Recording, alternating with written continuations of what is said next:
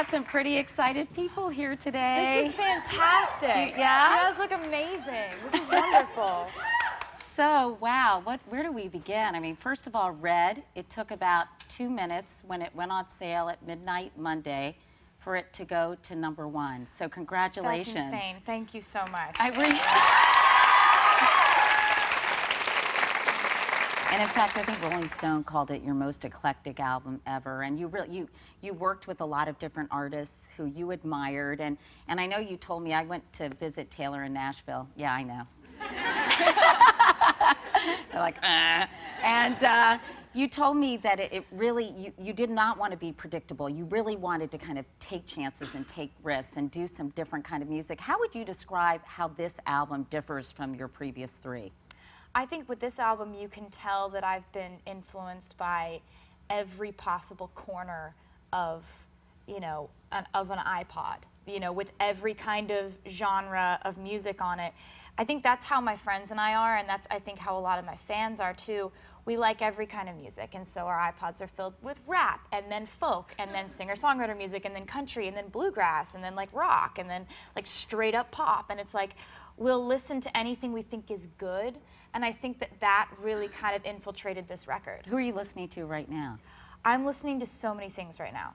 I'm listening to, I listen to a lot of Ed Sheeran, and that's why I wanted him to collaborate with me on this record, and I'm so excited that he did, because I'm really proud of the song. He's really big overseas, right? Huge.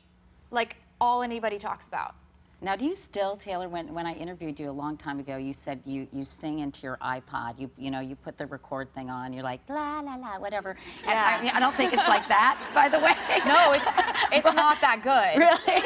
It's like in the middle of the night, and it's like sometimes you record one in the middle of the night, and you're just sort of like, it's this idea, and it's got sort of like a beat behind it.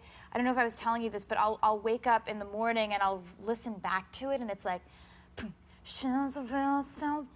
near your heart, and it's just like, what is that? I thought that was good last night. I don't understand. That happens a percentage of the time, but then sometimes you wake up and you're like, ooh, I need to finish that. Yeah, and in fact, you said sometimes when your friends are all around, you'll be like, can you hold on a second? You'll go in the corner, you'll be like, whatever you do. Yeah, seriously. Or you'll put a phrase into your iPhone or do something like that, and they think you're a little, woo. That happened with a song that I ended up finishing with Ed, that the first idea that hit me was this part of the song. It ended up being on the record. It's called Everything Has Changed. And there's a part on the song that goes, like, I just want to know you better. And I got that idea while I was riding in the car with my friend Claire, and she's talking about, like, oh my God, and then my sister said to me this, and she's like, what are you singing? And I'm just like, over there, I'm like, I just want to know you better. And the next day, like, I had demoed up the song with Ed, and she's like, that's what you were singing in the car. That's so how funny. that works, huh? Your friends must think, oh, Taylor's doing her weird thing again. Yeah, it's a weird social quirk, for sure. Let's talk about We Will Never, Ever, Ever Get Back Together. I mean, did he get the message? I mean, yeah, no, I haven't heard from him since, so I think so. I think I was just insistent enough this time. And I know it is funny because you don't want to talk about individuals you've written songs about. Of course, it's become this big, fun guessing game. I think that in the video you have a scarf on, which is a big clue because you were wearing a scarf when you were dating Jake Gyllenhaal and all that stuff. What do you think about all the people who are kind of trying to figure it all out? See, I don't read anything about myself, so I didn't know that was a thing that people had figured out.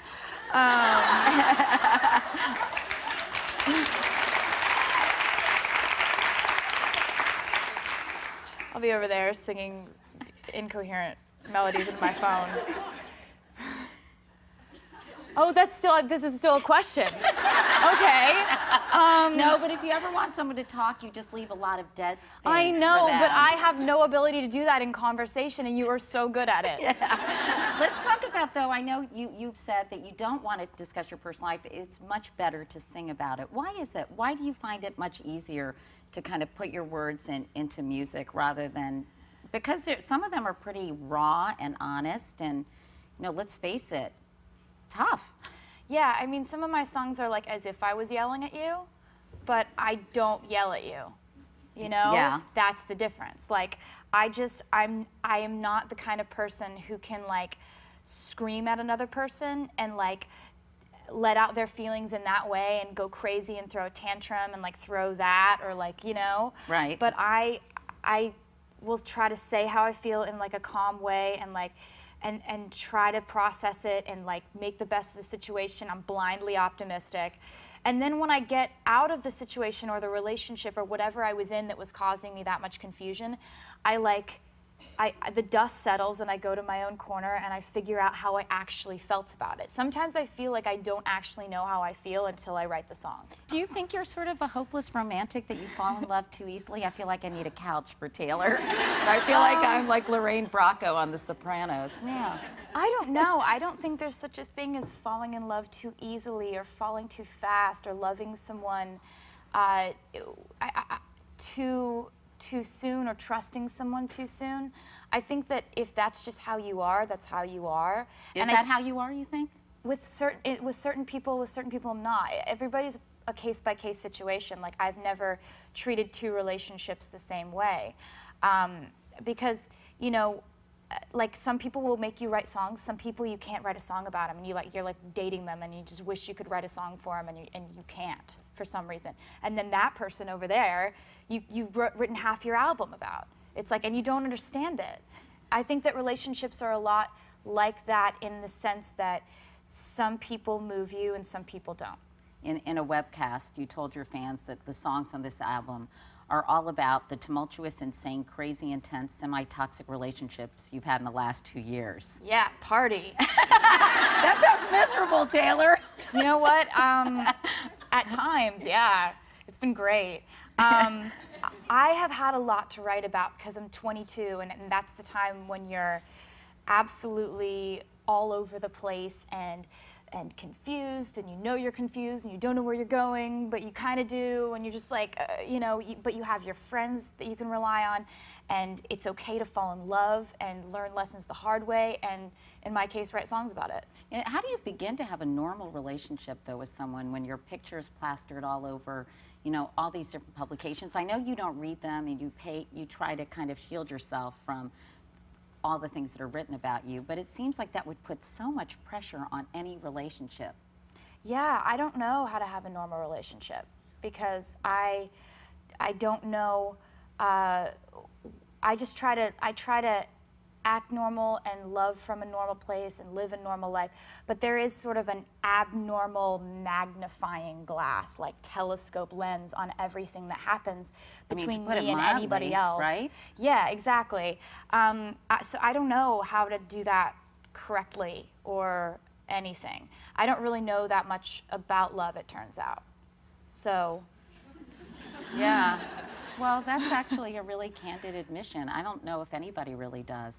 I'm 55, I'm not sure I do. Yeah, right? So there you go.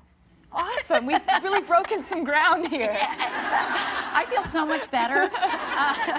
But you've been linked with some, you know, cute guys over the past few years. And I'm just curious, what have you learned? I mean, I know you say you don't really know anything about love, but you obviously, I sort of feel that with each relationship, you learn something. You know, you learn something about yourself, your needs, what you want, what you don't want. You mean like how to get cute guys, or? No, how to have a good, healthy relationship. I don't know. I think that for me, one thing that, there was a bit of advice that my brother gave me, and he's so smart. He got really wise all of a sudden. He's 2 years younger than me. And he, I would go to him and say, from a guy's perspective, what should I do here? I mean, I don't know what to do. There's this option, there's this option, there's this option. And he'd go, what do you want to do? Do that. Just do what you want to do, because he's like, this is a matter of love, and there are no rules when it comes to love. He's like, there are absolutely no rules. Do what you want to do. And I think that was the most liberating piece of advice that I've gotten, because it's the most unpredictable thing. You think it's one thing, it turns out to be another. It's like, you know, there's trapdoors and all kinds of scary stuff and like caves and bears. You don't know what's gonna happen, and so you just have to do what you feel like doing. It's like going with your gut, I guess. But it's hard because, you know, to put your heart on the line, it can get crushed like a country song. Yeah. Right? Yeah, but you know what? I think that I've learned through songwriting that if something made me feel deeply, or anything at all, it was worth it. Some of the people you've been with, like John Mayer, claims your hit song, Dear John, was about him and he felt humiliated. Oh, come on.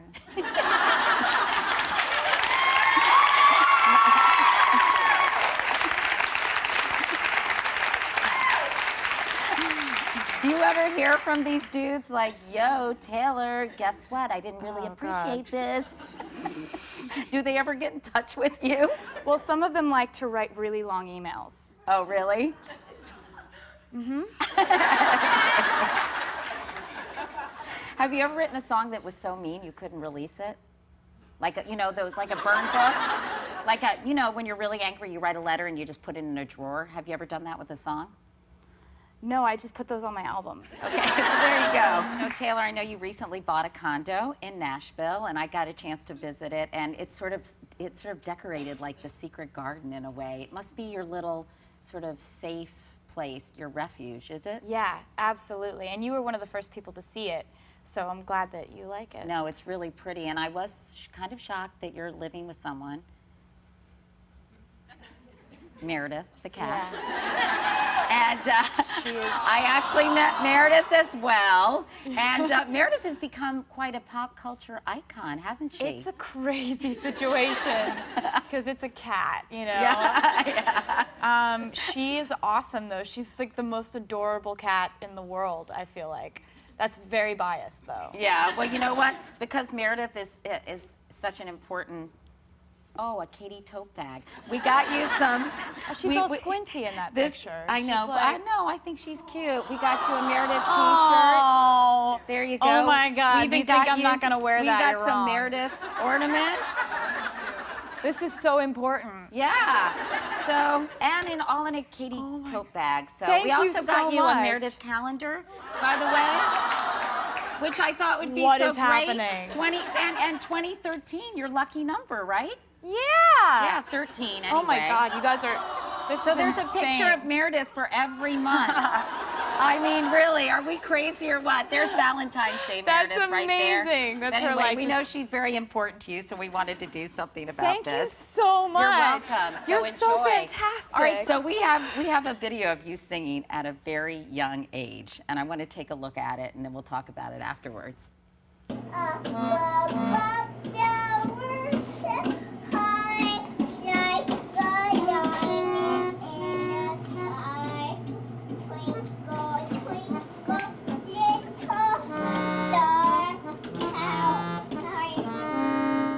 Wow, listening to that, I would be like, wow, she's really got a future. What a prodigy that was. Great hair. Wow. When did you figure out, though, there must have been an aha moment in your life where you thought, gee, this is in me, I can do this, I have, you know, music pulsing through my veins? I never thought I can do this.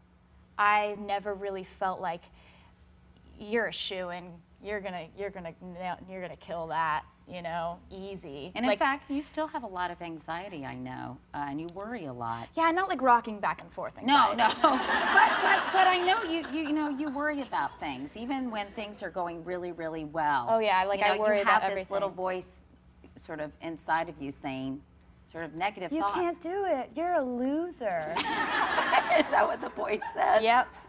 Let me talk about your anxiety issues a little bit more. Oh, great. No, one of the funny things, you have these recurring nightmares. Yep. Yeah, tell us what they are. I get hauled off to jail for something I didn't do. And this is a recurring nightmare. Yes. And then you have another one, right, about clothes? Or Yeah, like dirty I'm clothes?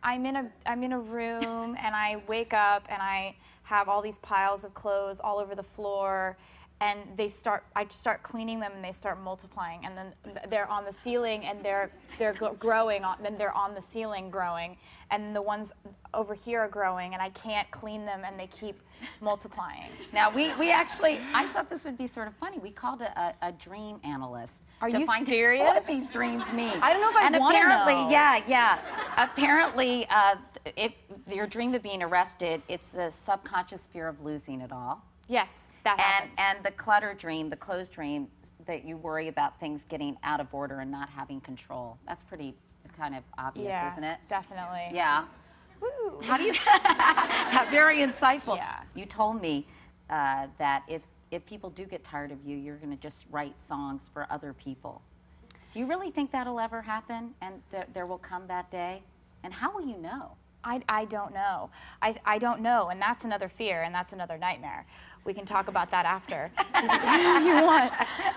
This is going to be a very expensive session. Yeah, seriously. I just feel like there will be a time when I'll probably kind of step a little bit backwards from it a little bit, because I think that it's important to really live in the moment while you're here, but I also think it's important to know when it's time to walk off stage. You definitely want to avoid being predictable. Yeah, that's And why so that's part of why the reason why I made this record the way that I made it. I just don't, I think my biggest fear is the criticism of all her songs are starting to sound the same.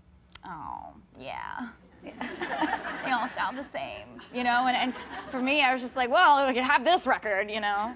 Meanwhile, I mean, I know that every award you get, you're so thrilled. In fact, it seems like you're so shocked every time you win something. And at this point, I'm like, really? Taylor can't be that shocked. And we have all your sort of actually surprised Taylor Don't show it to me. faces. This will hurt my feelings.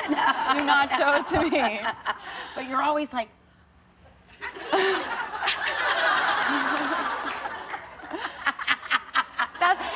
give me your best Taylor surprise That's face. sort of just that's how I am, though. I just kind of get really excited about stuff.